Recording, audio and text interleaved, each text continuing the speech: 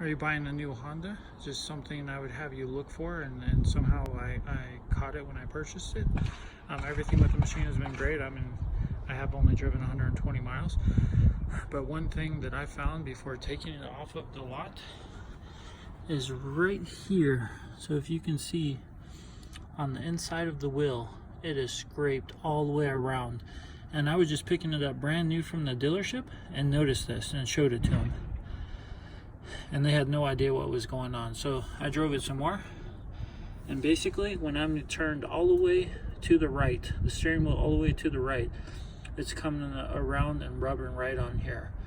So because I noticed it at the dealership before leaving, and it scraped it just from me doing a little test drive in the parking lot, they ordered a new wheel, and I'm about ready to drop this off and have it repaired so it no longer rubs on the lower A arm, control arm here.